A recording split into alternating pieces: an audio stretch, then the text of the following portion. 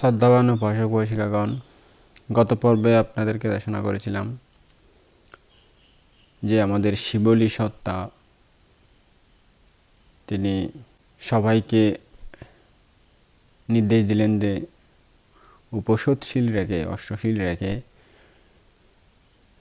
বুদ্ধের পারভৌগিক চৈত্যকে পূজা করবেন। তো সবাই তার নির্দেশ মতো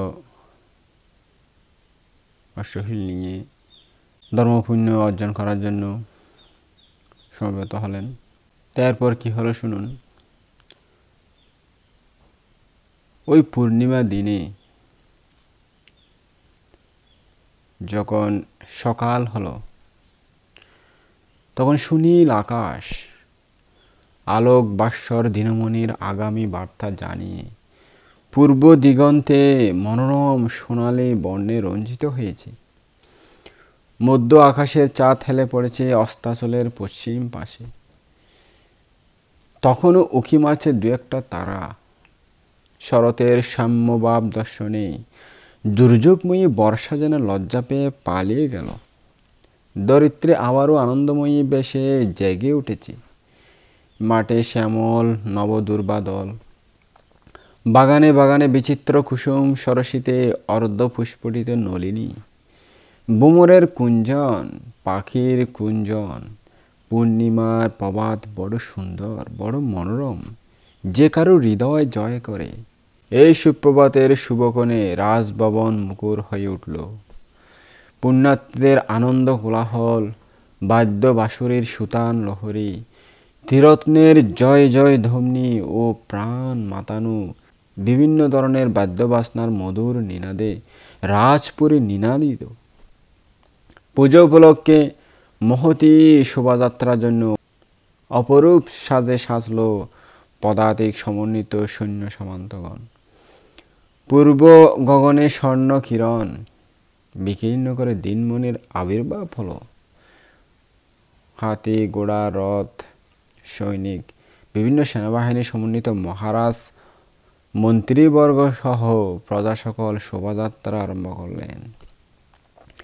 সবার আগে সশূন্য পরিবৃত হাতের পিঠে বরুণ রাজ। তখন সকলেই রাজাকে প্রণাম করে উচ্চস্বরে নরনাথের জয় ঘোষণায় আকাশ বাতাস যেন মুখরিত করে তুলল। সে এক অপূর্ব দৃশ্য। হস্তে আরোহী অশ্বারোহী মহাসেনাবাহিনী যাচ্ছে সুশৃঙ্খলায়। সকলের বিস্ময় উৎপাদন করে। হাজার হাজার গরুর গাড়ি, পুজো উপকরণ ও নানা রকম দামি দামি রত্নে পরিপূর্ণ। বিরাট ধর্ম মিছিল শোভাযাত্রা। এক রকম পূজা উপকরণ সম্ভারের পর অন্য রকম পূজা উপকরণ সম্ভার। এক গাড়ির পর অন্য গাড়ি, হস্তে আরোহী মহা দামি দামি পূজা উপকরণ হাতে অগণিত উপাসক উপাসিকা, প্রাণ মাতানো বাদ্যের সুতান লহরী, সকলের প্রীতি উল্লাসের ধর্মগীতিকা। চমৎকার দৃশ্যসমূহ একটার পর একটা ধীরে ধীরে চলে যাচ্ছে দর্শকবৃন্দের অন্তর চমক লাগিয়ে। অন্ত নেই ধর্ম মিছিলের, এত লম্বা, কে জানে কখন শেষ হবে, কখন সবাই চলে যাবে। দেখতে দেখতে যেন চোখ ঝিমিয়ে আসে, এখনো যে শেষ হলো না। বিস্ময়াবিষ্ট হয় সকলে এই দৃশ্য দেখে। সকলে মুক্তকণ্ঠে প্রশংসা করতে লাগলো, সত্যি আমাদের মহারাজ বড়ই শ্রদ্ধাবান। এই পূজা উপকরণ দেখলেই, এই পূজার আয়োজন দেখলেই আমাদের রাজার শ্রদ্ধা অনুমান করা যায়। বালক বৃদ্ধ সকলেই চক্ষু কর্ণের বিবাদ ভঞ্জন করে যথাযোগ্য চমৎকারিণী ঐশ্বর্য লীলায় শোভাযাত্রা নগরের রাজপথ ধরে মনমোহন অপূর্ব সৌন্দর্য দেখিয়ে ক্রমান্বয়ে অগ্রসর হয়ে উপস্থিত হলেন সর্বোত্তম পূত পবিত্র সেই বোধি বৃক্ষমূলে। মহারাজ প্রমুখ সমবেত উপাসক উপাসিকাগণ মনোরম সৌরভ বিশিষ্ট নীল পদ্ম শোভিত ও সুগন্ধপূর্ণ 800 সোনা ও রূপার গট বুদি গাছের চারিদিকে সাজালেন। তারপর নানা রকম উন্নত মানের পূজা উপকরণ সহ মহাপরিষদ পর্বিত হয়ে ত্রিরত্নের জয়দম্নি ও তিসরণের গানে আকাশ বাতাস মুখরিত করে জীবন্ত বুদ্ধ ভক্তিতে যথাযোগ্য রাজোচিত মহাসম্বর্ধনা ও মহাসমারোহে চমৎকারিণী ও সূর্যলীলায় 7 দিন পর্যন্ত অবিশ্রান্তভাবে এই বোধিবৃক্ষকে পূজা করলেন।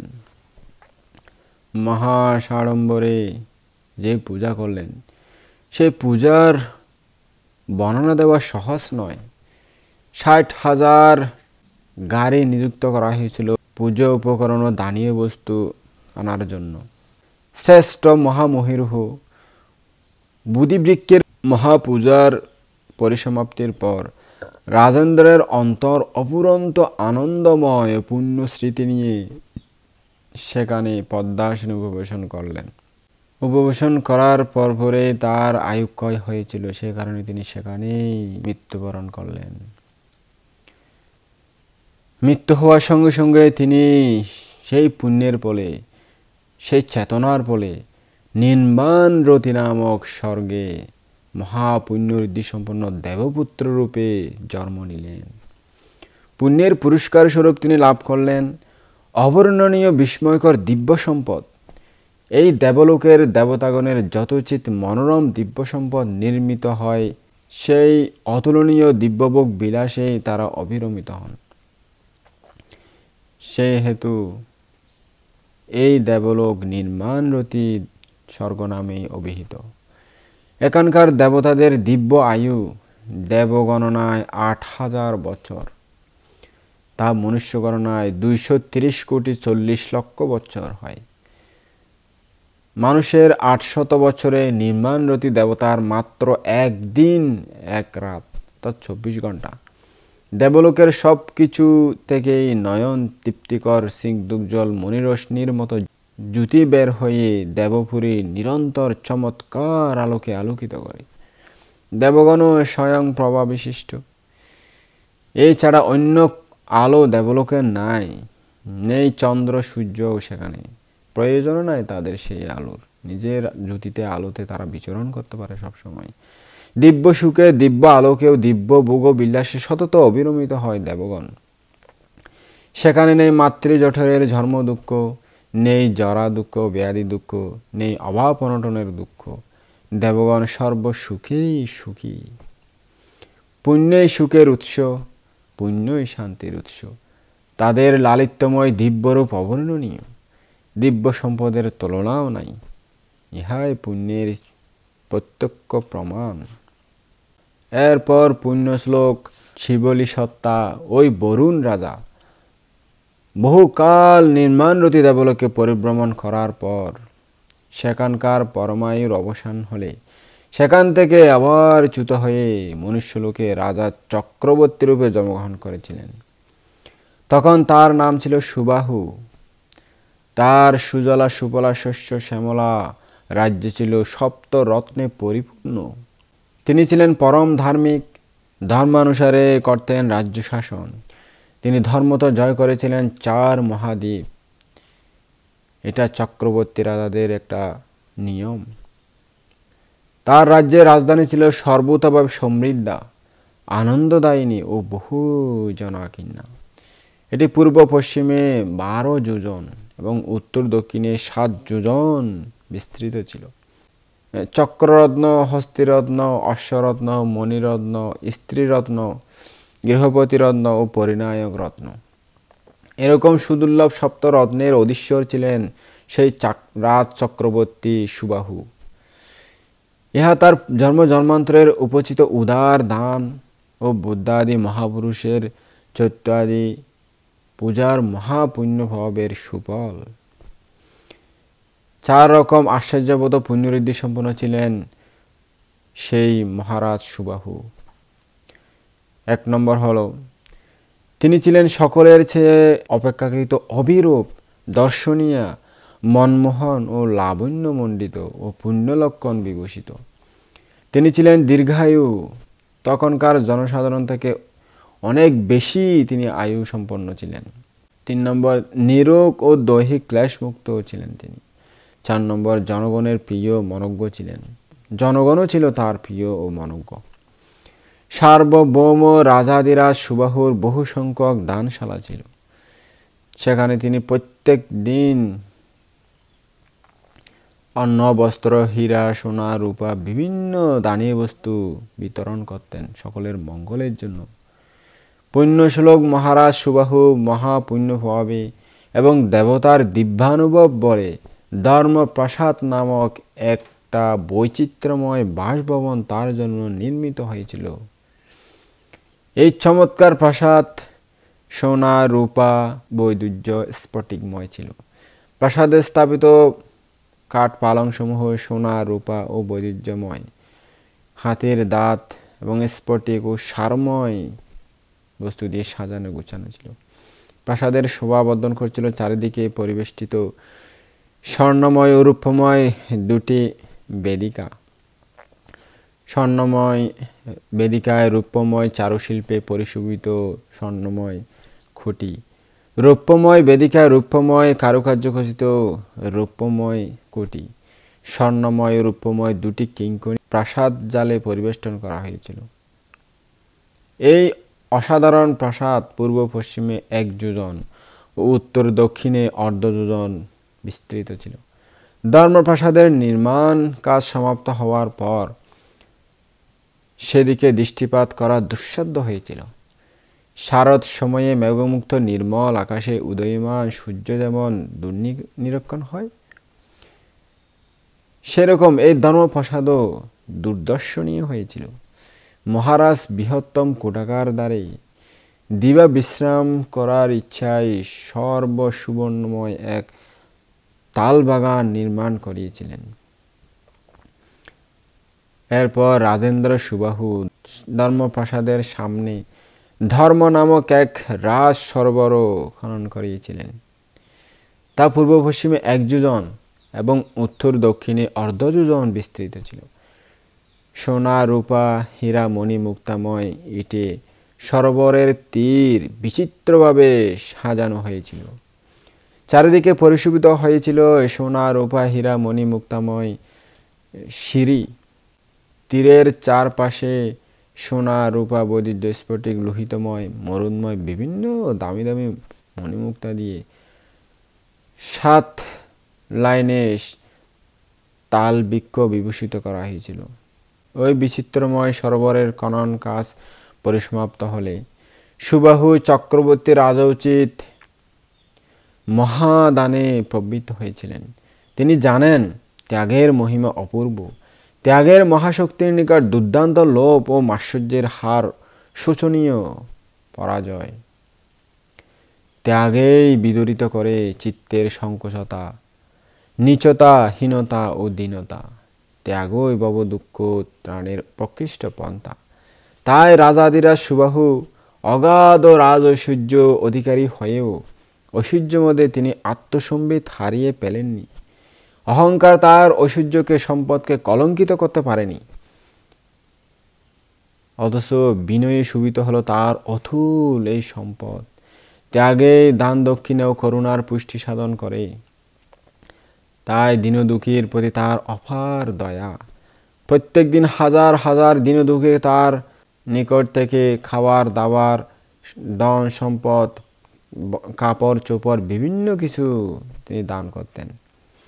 এভাবে সুদীর্ঘকাল নিজেকে কুশল ধর্মে নিয়োজিত রেখে অপ্রমাণ পুণ্যরাশি সঞ্চয় করে মানব জীবনের অবসানে তিনি আবার মহাযশস্বী ক্ষমতাশালী দেবপুত্র রূপে স্বর্গে উৎপন্ন হয়ে দিব্য সুখ উপভোগে রত হলেন।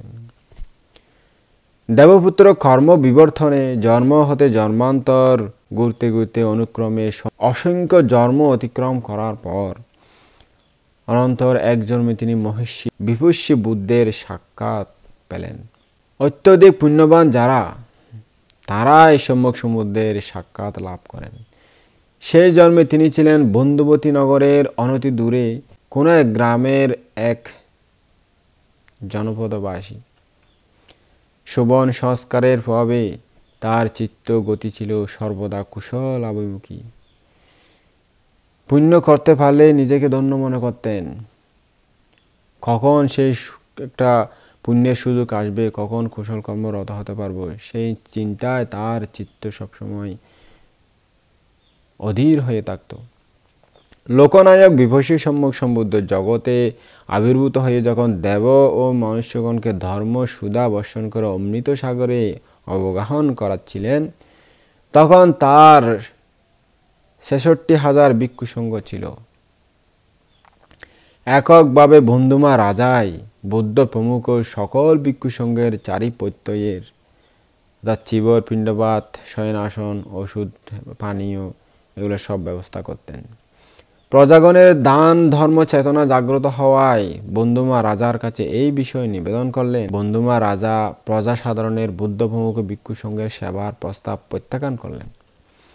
কিন্তু রাজার সেনাধ্যক্ষ প্রজাপক্ষ সমর্থন করায় রাজা নিজেকে অসহায় মনে করে প্রজাগণের প্রস্তাব অনুমোদন করলেন। তখন এরপর রাজা বুদ্ধপ্রমুখ ভিক্ষু সঙ্গের জন্য আগন্তুক দান সাজিয়ে নগরবাসীদের নিকট সংবাদ পাঠালেন। হে নগরবাসী, তোমরা এসে আমার দান কর্মে সহায় হও, সহায়তা করো। তারা তাই করলেন এবং রাজার দান অপেক্ষা আরও বেশি দান দিতে হবে এই চিন্তা করে প্রজাগণ ভিক্ষু সংঘকে আবার ফাঁক করে পরের দিন দান যজ্ঞের ব্যবস্থা করে তারা রাজাকে সংবাদ পাঠালেন তাদের দান দেখে যাওয়ার জন্য। রাজা এসে তাদের দান দেখে এর চেয়েও আরও বেশি দান করব আমি এই চিন্তা করে পরের দিনের জন্য আবার বুদ্ধপ্রমুখ ভিক্ষু সংঘকে ফাঁক করে নিয়ে গেলেন রাজবাড়িতে। এভাবে দানযজ্ঞ প্রতিযোগিতায় রাজা নগরবাসীদেরকে পরাজিত করতে পারলেন না, নগরবাসীরাও রাজাকে পরাজিত করতে পারলেন না। ষষ্ঠবারে নগরবাসীগণ চিন্তা করলেন, এবার এমন দানযজ্ঞ সম্পাদন করব যাতে এখানে এই দানীয় বস্তু নাই এই কথা যেন কেউ বলতে না পারে। দানীয় বস্তু সাজা শুরু করা হলে বিভিন্ন দেশ থেকে লোকজন এসে সমবেত হতে লাগলো। মহা উৎসবের দামও বেজে উঠল সব দিকে, সকল দিকে হইচই কাণ্ড পড়ে গেল। লোকজন দেশের নানান জায়গা থেকে দানীয় সামগ্রী এনে ওখানে জমা করতে লাগলো। দান যজ্ঞের প্রধান কর্মকর্তা দানীয় সামগ্রীর মধ্যে এখানে কোন বস্তু নেই ইহা খুঁজতে খুঁজতে দেখলেন যে এখানে টাটকা মধু নেই। খাদ্যদ্রব্যে অবশ্যই পর্যাপ্ত পরিমাণে মধু ব্যবহার হয়েছিল, কিন্তু টাটকা মধু তো নেই এখানে। তারা তখন টাটকা মধুর জন্য ওই রাজধানীর 4টা বড় বড় দরজার মধ্যে 4,000 মুদ্রা দিয়ে লোক পাঠিয়ে দিলেন ওই টাটকা মধু কেনার জন্য। যেখানে হোক পেলে যত টাকা লাগে তত টাকা দিয়ে কিনে নেবে, বেশি করে টাকা দিয়ে পাঠিয়ে দেওয়া হয়েছিল। তখন বন্ধুমানগরের অন্তর্গত একটি ক্ষুদ্র গ্রাম ছিল। সেই গ্রামের একজন লোক গ্রাম অধ্যক্ষের সাথে দেখা করতে আসার সময় পথের মধ্যে মৌচাক দেখে সেখান থেকে মৌমাছি তাড়িয়ে ডালসহ মৌচাক নিয়ে গ্রাম অধ্যক্ষকে উপহার দেব এই চিন্তা করে ওই রাজধানীতে প্রবেশ করলেন। এদিকে যে ব্যক্তি টাটকা মধুর সন্ধানে গিয়েছিল সে তাকে দেখে অত্যন্ত আনন্দিত হলো এবং তাকে জিজ্ঞেস করলেন, মহাশয়, আপনার এই মধু কি বিক্রয়ের জন্য? না মহাশয়, বিক্রির জন্য নয়, আমার টাটকা মধুর খুবই প্রয়োজন, 1 মুদ্রা দিয়ে আপনার এই মধু আমাকে দিয়ে দিন। তখন ওই ব্যক্তি এই বিষয়ে হতবাক হয়ে জিজ্ঞেস করলো, আরে এই মৌচাকের দাম 1 আনাও হবে না, অথচ এর জন্য এই ব্যক্তি 16 আনা দিতে যাচ্ছে, তাহলে তো আমি এই সুযোগে দাম বাড়িয়ে দিয়ে অনেক টাকা কামাতে পারবো। একথা চিন্তা করে তখন তিনি বললেন, না দেব না। তাহলে ভাই 2 মুদ্রা নাও। না, 2 মুদ্রাইও দিব না। এভাবে দাম বাড়াতে বাড়াতে যখন 1000 মুদ্রার বিনিময়ে হলেও সেই ব্যক্তি এই মধু কিনতে রাজি হলেন, তখন তিনি ভাবলেন, আরে এত বেশি মুদ্রা দিয়েও কিনতে চাচ্ছে, আর মূল্য বাড়ানো উচিত হবে না। এখন তার কারণটা জিজ্ঞেস করি, কী কারণে এত দাম দিয়েও আমার মধুগুলো কিনতে চাচ্ছে। একথা ভেবে তাকে জিজ্ঞেস করলেন, ভাই আপনি কি পাগল হয়েছেন নাকি ভাই আপনার ঘরে টাকা রাখার জায়গা নাই? কি সমস্যা আপনার? যে মধুর দাম 1 আনাও হবে না, অথচ সেই মধুর দাম আপনি 1000 মুদ্রা দিতে চাচ্ছেন, ব্যাপারটা কি বলুন তো ভাই ভেঙে চুরে? আমি তো বুঝতে পারতেছি না। আপনাদের এই রাজধানীর মানুষকে পাগল? মহাশয়, এই মধু আমার বিশেষ প্রয়োজন আছে, তাই এত দাম দিয়ে হলেও তা কিনতে চাচ্ছি। আপনার এত প্রয়োজনের কারণ কি আমাকে একটু খুলে বলেন, আমার একটু জানার আগ্রহ হয়েছে। এরকম আপনার মতো মানুষ তো দেখিনি।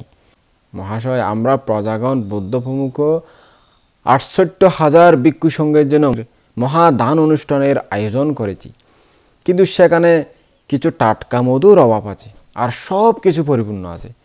তাই এত দাম দিয়ে হলেও মধু নিতে চেয়েছি আমি। বুঝতে পারছেন? ও, তাহলে ওই দান কি কেবল রাজধানীবাসীরাই করবে, নগরবাসীরাই করতে পারবে? অন্য কেউ কি এই দানে অংশগ্রহণ করতে পারবে নাকি পারবে না?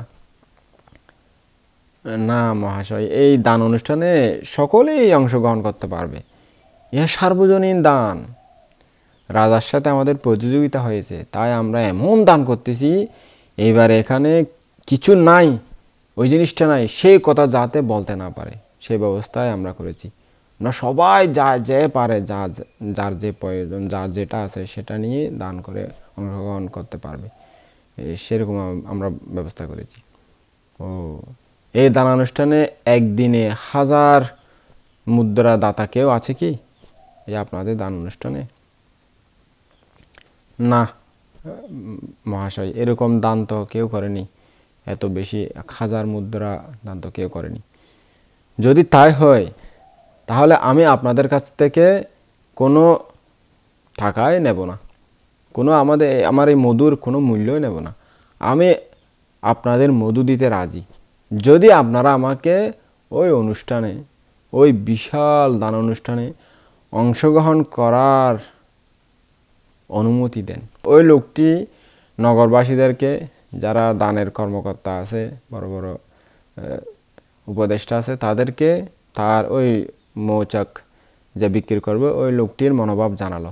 নগরবাসীরা তার মধ্যে বলবতী শ্রদ্ধা দেখে সাধু সাধু সাধু বলে তিনিও পুণ্যের অংশীদার হোক এ বলে সম্মতি দিলেন, এবং সাদর আহ্বান করে দান কাজে সহযোগিতা হওয়ার জন্য আরও উৎসাহ দিলেন তাকে।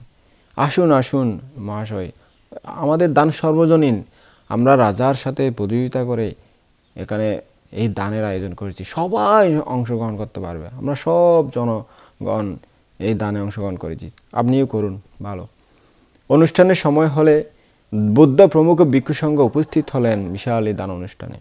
সকলে প্রীতি পুলান্তরে বুদ্ধ প্রমুখ ভিক্ষু সংঘকে যথাযোগ্য উত্তম আসনে বসিয়ে বন্দনা করে খাদ্যভোজ্যাদি পরিবেশন করে বিশাল সোনার তালা এনে তাতে ওই মৌচাক থেকে মধু বের করে নিলেন। ওই ব্যক্তি গ্রাম অধ্যক্ষকে দেওয়ার জন্য এক পাত্র দইও এনেছিলেন সাথে করে। তিনি সেই দইও উক্ত সোনার তালায় ঢেলে মধুর সাথে মিশ্রিত করে বুদ্ধ প্রমুখ ভিক্ষু সংঘের প্রত্যেক জনকে সে দই মেশানো মধু প্রীতি প্রফুল্ল অন্তরে শ্রদ্ধা মনে সবাইকে পরিবেশন করলেন। ওই দই মিশ্রিত মধু সকলকে পরিতৃপ্ত সহকারে পরিবেশন করেও আরও অনেকগুলো বেঁচে গেল। স্বল্পমাত্র মধু সত্ত্বেও কি করে যে বুদ্ধ প্রমুখ 68,000 ভিক্ষু সংঘকে দিয়েও আরও অবশিষ্ট রয়ে গেল, সে তা নিজেও জানে না। ইহা একমাত্র অনুত্তর পুণ্যপুরুষ তথাগতের ঋদ্ধিশক্তির প্রভাব, যা সাধারণ মানুষের চিন্তার অতীত এবং শ্রদ্ধায় প্রদত্ত দানের অপূর্ব মহিমা। সেদিন দানানুষ্ঠান পরিসমাপ্তির পর জগৎপূজ্য বুদ্ধ দেশনা করলেন দান প্রসঙ্গে অপূর্ব দান মাহাত্ম্য এবং দানশীল ভাবনার হৃদয়গ্রাহী নিগূঢ় তত্ত্ব। সুগতের প্রাণস্পর্শী অপূর্ব ধর্মদেশনা শুনে সে মৌচাক দাতার অন্তরে প্রগাঢ় শ্রদ্ধা ও উৎসাহ জাগল। সে তখন থেকে তিনি নানা রকম পুণ্যার্জনে রত হলেন। সেই সময় মানুষের পরমায়ু ছিল ৮০,০০০ বছর। এই সুদীর্ঘকাল তিনি নিজেকে নিয়োজিত রেখেছিলেন কুশল কর্মে, পুণ্যকর্মে। এরকম অপ্রমেয় নানা রকম পুণ্য ভাবেই তার জন্মান্তর হয়েছিল সুখ সমৃদ্ধ। এরকম মহান কুশল কর্মই তাকে উত্তরোত্তর আগুয়ান করিয়ে দিয়েছে উত্তম হতে উত্তমে, শ্রেষ্ঠ হতে শ্রেষ্ঠতমে। মৃত্যুর পর অনুপম সুখময় দেবলোকের নয়নাবিরাম দেহজ্যোতি সম্পন্ন দেবপুত্র রূপে আবার আবির্ভূত হয়েছিলেন তিনি। দেবপুত্র দেবলোকের আয়ুষ্কালের অবসানে দেবলোক থেকে চ্যুত হয়ে বহু জন্ম জন্মান্তর ঘুরতে ঘুরতে আবার সে পুণ্য ফলে আবার আরেকজন সম্মুখ সমুদ্রের সাক্ষাৎ লাভ করেছিলেন তিনি। তার নাম ধর্মরাজ কাশ্যপ সম্বুদ্ধ। একসময় তিনি গভীর শ্রদ্ধাপূত চিত্তে কাশ্যপ বুদ্ধকে দুধভাত দান করেছিলেন। খাবার দাবার শেষ হলে তথাগত ৩ রকম কুশল কর্মের আশ্চর্যপদ ঋদ্ধিময় পুণ্যফল সম্বন্ধে দেশনা করলেন। সুগতের হৃদয়স্পর্শী অপূর্ব ধর্মদেশনা শুনে তার অন্তরে জাগল পুলক শিহরণ এবং আনন্দে হলেন অভিভূত। তখন থেকে তিনি নানা রকম পুণ্যার্জনের ব্রতী হয়েছিলেন। তখনকার মানুষের আয়ুষ্কাল ছিল ২০,০০০ বছর। এই সুদীর্ঘ দিন দানশীল ভাবনা বিভিন্ন পুণ্যকর্মে নিজেকে নিয়োজিত রেখে সার্থক করেছিলেন তার মানব জীবন। এই পুণ্যরাশি তার ভবিষ্যৎ জীবনকে করে তুলেছিল সমুজ্জ্বল। এই মহাপুণ্যবান সত্য সবার মতো এই পৃথিবীর অলঙ্ঘনীয় নিয়ম লঙ্ঘন করতে পারলেন না। সেই একদিন সেই মানব জীবন থেকে চ্যুত হয়ে সেই পুণ্যের ভাবে আবারও দেবপুরের অনুপম ঋদ্ধি সম্পন্ন দেবপুত্র রূপে জন্ম নিলেন। পুণ্যের পুরস্কার স্বরূপ তিনি লাভ করলেন অবর্ণনীয় বিস্ময়কর দিব্য সম্পদ। এই জন্মে তার দেবলোকে সর্বশেষ জন্ম।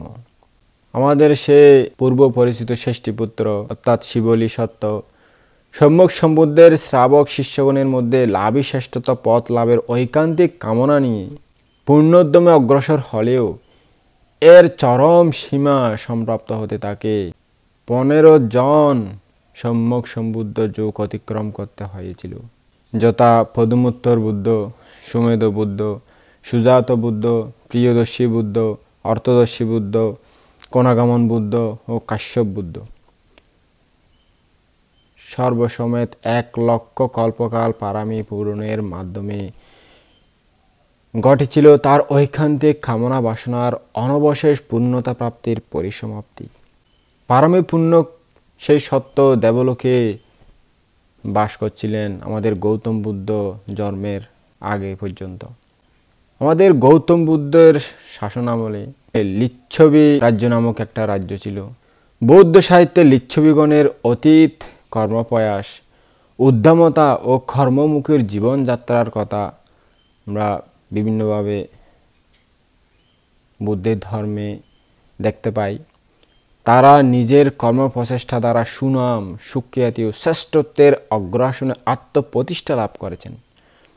বৈশালীবাসীর আত্মপ্রতিষ্ঠা লাভের কারণ হচ্ছে তারা স্বয়ং আত্মনির্ভরশীল, ঐক্যবদ্ধতা, একে অপরের প্রতি আলো আঁধারের মতো সংবেদনশীল, সমমত সম্পন্ন, বয়োবৃদ্ধ গুণশ্রেষ্ঠ ব্যক্তির সম্মান প্রদানে ছিল সর্বদা তৎপর, কুলকুমারীগণের মর্যাদা সম্পর্কে ছিল সচেতন, সাধু সন্ন্যাসীগণের ভরণ পোষণে এক অনাবিল প্রসন্নতা যেন তাদের স্বতঃস্ফূর্ত পুলাননে সর্বদা অঙ্কিত থাকে।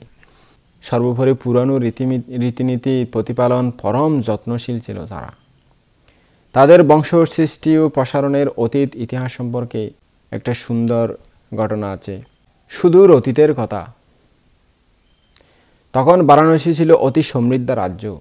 বিচিত্র সৌধমালা সমাকীর্ণ, শ্রী সৌভাগ্য সমুন্নতা ও রমণীয় রাজ্য যেন ঐশ্বর্যের লীলানিকেতন।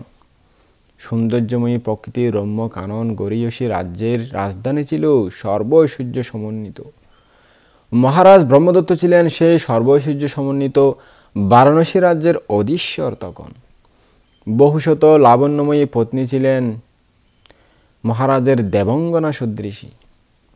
তার অগ্রমহিষী যথাকালে গর্ভধারণ করায় রাজা অত্যধিক আনন্দিত হলেন। কারণ গৃহী মানুষ রাজা হোক, প্রজা হোক, ধনী হোক, শ্রেষ্ঠী হোক কিংবা দীন দরিদ্র হোক, 5টি বিষয় চিন্তা করে পুত্র সন্তান কামনা করে থাকেন। 1 নম্বর হলো বৃদ্ধকালে ভরণ পোষণের মাধ্যমে রক্ষা করবে তাদেরকে। 2 নম্বর হলো আপদে বিপদে রক্ষা করবে। 3 নম্বর হলো অন্য কোনো রাজার তরফ থেকে দুর্ভোগ অন্তরায় উপস্থিত হলে রক্ষা করবে। 4 নম্বর হলো বংশ রক্ষা করবে। আর 5 নম্বর হলো মৃত্যু হলে তাদের উদ্দেশ্যে সঙ্গদান আদি, শ্রাদ্ধ, তিথি শ্রাদ্ধ আদি এগুলো ধর্মপুণ্য অনুষ্ঠান করে দেবে তাদের পরজন্মের সুখের জন্য। বারাণসী রাজ ব্রহ্মদত্ত এই শুভ বুদ্ধি দ্বারা অনুপ্রাণিত হয়ে মহিষীর গর্ভ রক্ষার জন্য যথাবিহিত পূজা অনুষ্ঠান সম্পাদন করে গর্ভস্থ সে সন্তানের সম্পূর্ণ নিরাপত্তার ব্যবস্থা করলেন। মহারানী যথাকালে সূতিকাগৃহে প্রবেশ করে নির্বিঘ্নে একখণ্ড মাংসপিণ্ড জন্ম দিলেন। সূতিকাগৃহে উপস্থিত অন্যান্য রানীরা মহিষীর এমন অদ্ভুত ও অস্বাভাবিক ব্যাপার দেখে অতি বিস্ময়াবিষ্ট হলেন। তারা ভয় পেয়ে গেলেন। এদিকে রাজা তখন স্বর্ণকান্তি পুত্রমুখ দেখার জন্য অধীর হয়ে রয়েছেন। রানী মাংসকণ্ড জন্ম দিয়েছেন, একথা শুনলে রাজার রাগ উঠে যাবে, আমাদের উপর তার ক্ষোভ ঝাড়তে পারেন এই মনে করে প্রাণের ভয়ে ভীত ওই রমণীরা ওই মাংসখণ্ডটিকে একটি বক্সে ভরে বন্ধ করে তার উপর রাজমুদ্রা অঙ্কিত করে বিশ্বস্ত এক দাসীকে দিয়ে নদীর জলে ভাসিয়ে দিলেন। ওই বাক্সটি এভাবে পরিত্যক্ত হলেও এক দেবতা এই বাক্সটি রক্ষা করার উদ্দেশ্যে সুবর্ণ পাতের উপর সিন্দুর দিয়ে লিখে দিলেন, এই শিশু বারাণসী রাজ ব্রহ্মদত্তের অগ্রমহিষীর সন্তান। দেবতা এটা লিখে দিয়ে ওখানে রাখলেন আর কি। এরপর সেই বাক্সটি ওই গঙ্গার পানিতে ভাসতে ভাসতে চলতে লাগলো এবং যাতে কোনো প্রকার জ্বলন্ত জীবজন্তু অনিষ্ট করতে না পারে সেভাবে তার সুব্যবস্থাও করে দিলেন ওই দেবতা। মাঝিবিহীন নৌকার মতো ওই বাক্সটি গঙ্গার পানিতে ভাসতে ভাসতে স্রোতের অনুকূলে আস্তে আস্তে এভাবে চলতে লাগলো। সেই সময়ে গঙ্গার তীরস্থ পলিপথ ধরে এক সন্ন্যাসী সকালবেলায় তার নিজস্ব কাজে যাওয়ার সময় দূর থেকে ওই ভাসমান বাক্সটি দেখতে পেয়ে তার প্রয়োজনীয় বস্তুর আকাঙ্ক্ষায় ওই বাক্সটি কুলে তুলে নিলেন। তখন ওখানে দেখলেন যে এতে বারাণসী রাজের নামাঙ্কিত আছে এবং তার ভিতরে একখণ্ড মাংসপিণ্ড আছে। তিনি তা যত্ন সহকারে পরীক্ষা করে গর্ভস্থ ভ্রূণ বলে ধারণা করলেন, কিন্তু তখনও তা পচে যায়নি, নষ্ট হয়নি। তারপরও তিনি তা আশ্রমে নিয়ে গেলেন এবং এক পাশে যত্ন সহকারে সুন্দরভাবে নিরাপদে রেখে দিলেন। কর্মের কিরূপ বিচিত্র রহস্য! মাংসখণ্ডটি এভাবে 15 দিন পর দেখা গেল তা নিজে নিজেই 2 ভাগে ভাগ হয়ে গেল। সন্ন্যাসী ইহা দেখে বিস্ময়াবিষ্ট হয়ে এর নিগূঢ় তত্ত্ব উদ্ঘাটন করার জন্য বিশেষভাবে যত্ন করতে লাগলেন। এভাবে আরও 15 দিন গত হলে সে মাংসপিণ্ড থেকে আপন স্বভাবে হাত পা মাথার অবয়ব পরিচিহ্নিত হলো। আরও 15 দিন গত হলে সেখান থেকে সোনালি রঙের চেহারা সম্পন্ন 2টি শিশুতে রূপান্তরিত হলো। সেখান থেকে একটি ছেলে আর একটি মেয়ে হয়েছিল। শিশুদের প্রতি সন্ন্যাসীর অকৃত্রিম স্নেহ সঞ্চার হলো, মায়া মমতা উৎপন্ন হলো তার অন্তরে। ওই শিশু দুটির জন্ম জন্মান্তরের পুণ্য হওয়ায় সন্ন্যাসীর বৃদ্ধাঙ্গুল থেকে দুধ বের হতো, সে দুধ খেয়ে তারা বড় হতে লাগলো। গ্রামবাসীগণ এই সংবাদ পেয়ে সন্ন্যাসীর জন্য উত্তম উত্তম আহার বিহারের সুব্যবস্থা করে দিলেন। তিনিও পরম যত্নে ওই শিশু দুটিকে বৃদ্ধাঙ্গুলের দুধ খাইয়ে সস্নেহে লালন পালন করতে লাগলেন। শিশু দুটির পেটে যা কিছু প্রবেশ করত তা বহু মূল্য স্বচ্ছ মণি নির্মিত আধারে রক্ষিত বলে মনে হতো। তাদের দেখলে মনে হতো যেন তাদের গায়ে কোনো রকম চামড়ার আবরণ নেই। দেখলে নীল ছবি বা লিচ্ছবির মতো মনে হতো। তা একই রকম মিল, কোনো তফাৎ নেই। কেউ কেউ বলতে লাগলেন উদরস্থ পদার্থ ও গায়ের চামড়া যেন একত্রে সংলগ্ন, একদম মিলে যাচ্ছে, যেন তাদেরকে একই রকমভাবে বানানো হয়েছে। এইভাবে শিশু দুটি তাদের চামড়া, চেহারা টেহারা সব কিছু মিলে যাওয়ার কারণে লিচ্ছবি নামের উৎপত্তি হয়েছিল। এটা আমরা বিভিন্ন ধর্মীয় গ্রন্থ থেকে জানতে পারি। এই শিশু দুটি প্রতিপালন করতে গিয়ে ওই সন্ন্যাসীর সন্ন্যাস জীবনের অনেক সমস্যা দেখা দিল। তারপরও শিশু দুটিকে তিনি আপন স্নেহে মায়া মমতায় অধীর যত্নের সাথে প্রতিপালন করতেন। সেজন্য সন্ন্যাসীকে অতি সকালে গ্রামে গিয়ে ভিক্ষা করতে হতো। অনেক সময় ভিক্ষা কার্য পুরোপুরি সম্পাদন করতে না পারে তাড়াতাড়ি আশ্রমে ফিরে আসতে হতো। শ্রদ্ধাবান গ্রামবাসীরা সন্ন্যাসীর এমন কষ্টকর জীবনযাপনের অবস্থা দেখে বললেন, প্রভু, সন্ন্যাসীদের সন্তান প্রতিপালন অতি কষ্টকর ও দুরূহ ব্যাপার। শিশু দুটি আমাদেরকে দিয়ে দিন, আমরা তাদের প্রতিপালনের ব্যবস্থা করব। একথা শুনে সন্ন্যাসী যেন স্বস্তির নিঃশ্বাস ফেলে বাঁচলেন। পুলকিত চিত্তে তিনি এই প্রস্তাবে সম্মত হলেন। এরপর কোনো একদিন শুভ দিন নির্ধারণ করে গ্রামবাসীরা মিলে মিশে পথঘাট পরিষ্কার ও ধ্বজা পতাকা উঠিয়ে, রাস্তাঘাটে ফুল ছিটিয়ে, আরও বিভিন্ন রকমভাবে নাচ গান গেয়ে বিভিন্নভাবে সুন্দরভাবে তারা আশ্রমে উপস্থিত হলেন। সন্ন্যাসীও খুশি মনে ওই শিশু দুটিকে গ্রামবাসীর হাতে দিয়ে বললেন, হে গ্রামবাসী, এই শিশু দুটি পুণ্য লক্ষণ সম্পন্ন, পুণ্যবান ও প্রকৃষ্ট গুণসমন্বিত হবে। অতএব তাদের সযত্নে প্রতিপালন করে যখন পরিণত বয়স হবে তখন অগ্নি সাক্ষী রেখে তাদেরকে বিবাহ বন্ধনে আবদ্ধ করিয়ে দেবে। এরপর রাজার মন সন্তুষ্টি সাধন করে তাদের জন্য জায়গা চেয়ে নিয়ে সেখানে নগর নির্মাণ করতে হবে, তার রাজধানী বানাতে হবে। সন্ন্যাসীর প্রস্তাব গ্রামের আবাল বৃদ্ধ বনিতা সর্বস্তরের লোকজন অবনত মস্তকে স্বীকার করে ওই শিশু দুটিকে নিজেদের গ্রামে নিয়ে আসলো। কারণ সন্ন্যাসী ছিল তাদের গুরু, আধ্যাত্মিক গুরু। সে যাই বলেছে তাই পালন করবে বলে তারা প্রতিশ্রুতি দিল। সে যেরকম উপদেশ দিয়েছিল তারা তাই পালন করবে। তো এটা করে নিয়ে আসলো এবং উত্তম খাদ্য ভোজ্য দ্বারা তাদেরকে সুন্দরভাবে প্রতিপালন করতে লাগলো। এতে শিশু দুটি পূর্ণিমার শশীকলার ন্যায় দিনে দিনে বাড়তে লাগলেন। বয়স বৃদ্ধির সঙ্গে সঙ্গে প্রতিবেশী ছেলে মেয়েদের সাথে খেলাধুলায় তারা মেতে উঠত। সেই সময় তারা মারামারি করে এমন আঘাত করত, ও খেলাধুলার সময় মাঝে মাঝে ঝগড়া বিবাদ হলে ওখানে মারামারি করে তারা দুইজনে অন্যদেরকে এমন আঘাত করত, এমন মার দিত যে তারা ওই মায়ের খেয়ে এমন দুর্বল হয়ে পড়তো যে তারা ওই দুজনের সাথে সবাই মিলেও পেরে উঠতো না। তো ওই মার খেয়ে কান্না করতে করতে নিজের বাড়িতে চলে যেত। তখন তাদের মাতা পিতারা জিজ্ঞেস করতো, কি হয়েছে বাবু, কাঁদতেছে কেন তোমরা, কি হয়েছে তোমাদের? তখন তারা বলতো যে ওই মাতা পিতা ছাড়া দুষ্ট ছেলেগুলো আমাদেরকে মেরেছে, আমরা তাদের সাথে পারি না, এত বল এত শক্তি তাদের। ওই সন্ন্যাসীর ভয়ে গ্রাম্য ছেলেদের মাতা পিতাগণ ওই কুমার আর কুমারীকে কিছু বলতে পারতো না। তো কিছু বলতে না পেরে তারা নিজেদের ছেলে মেয়েদেরকে শাসন করে বলতেন যে তোমরা তাদের সাথে খেলাধুলা করিও না, তাদের সাথে মিশিও না, তাদের সাথে মিশলে তোমাদের এই সমস্যা হবে। তাদেরকে ত্যাগ করো, বর্জন করো, তাদেরকে বর্জন করে চলবে। তোমরা একা একা খেলা খেলবে, তাদেরকে বর্জন করে দাও, খেলাধুলা নেবে না, তাদের সাথে খেলবেও না। সেই কারণে গ্রামের সকল ছেলেমেয়েরা তাদের সাহচর্য বর্জন করে চলতো তখন থেকে।